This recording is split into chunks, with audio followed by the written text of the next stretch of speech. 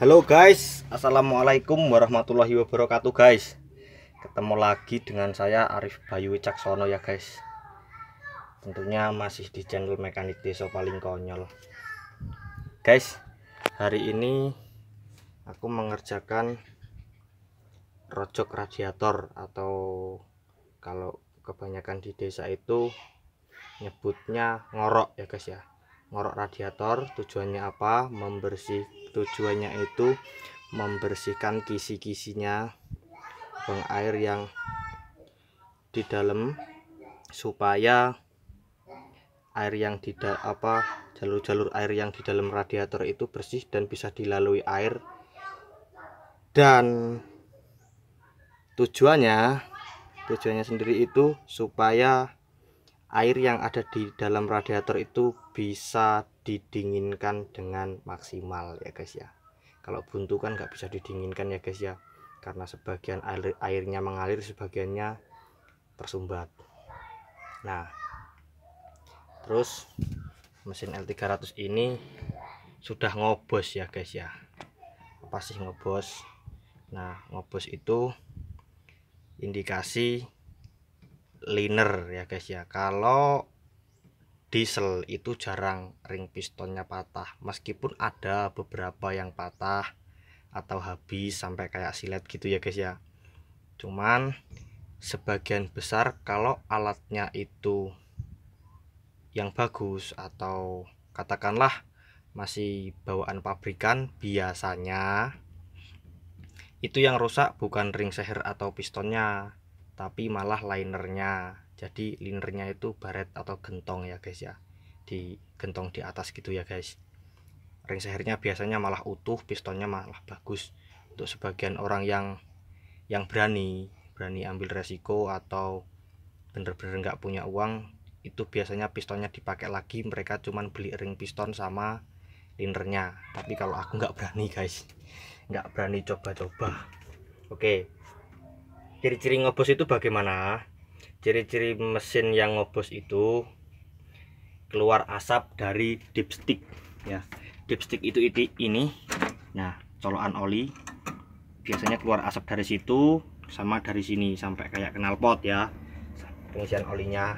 Terus kenapa kebanyakan mesin yang ngobos kok makan oli mas? Ya, pertanyaan yang bagus. Kenapa mesin yang ngobos kok makan oli, bahkan olinya boros? Nah, gini, secara logika itu kan liner atau ring pistonnya punya cleaner lebih besar ya guys. Jadi nggak maksimal lagi, nggak memenuhi standar. Jadi secara logika itu kompresinya brojol kalau kata orang Jawa ya guys ya. Kompresinya itu labas ke bawah ya.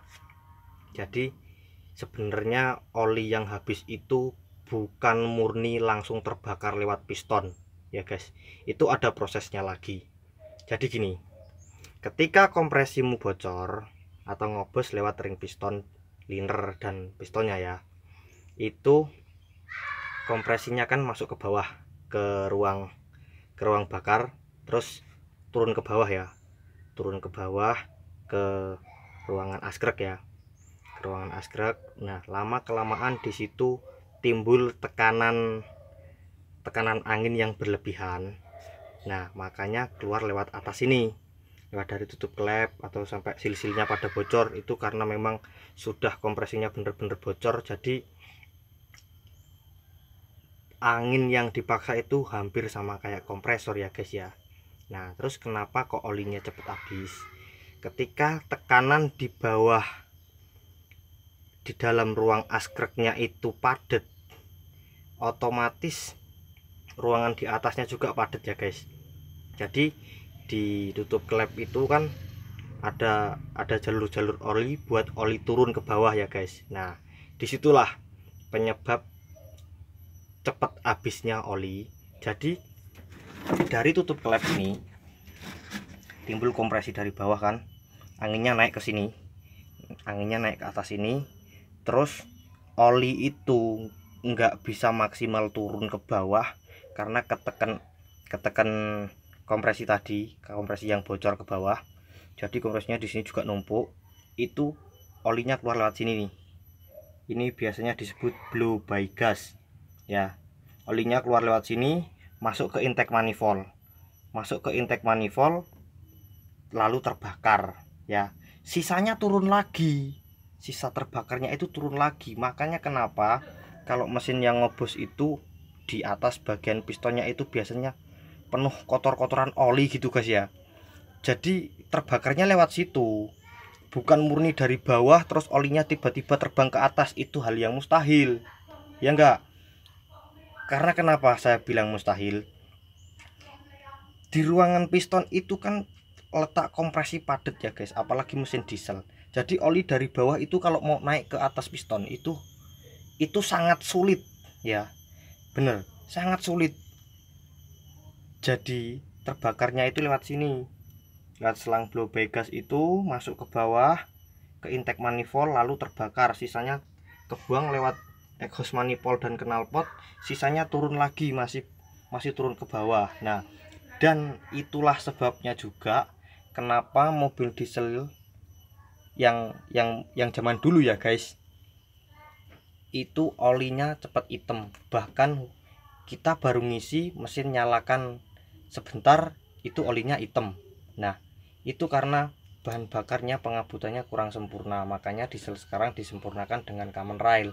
Oke, dari situ dulu kita lihat pembuktian dari mesin yang ngobos ini ya guys. Coba tak nyalain mesinnya.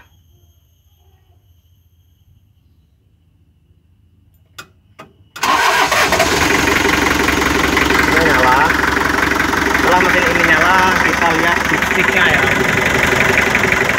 Kelihatan asap-asap putih ya, asap putih kayak knalpot.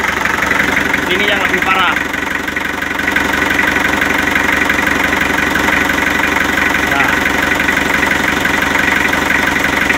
Ya,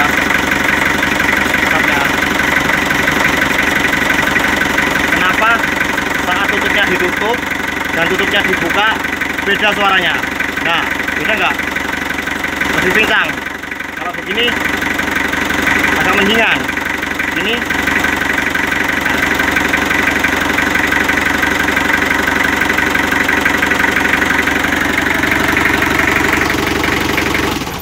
oke.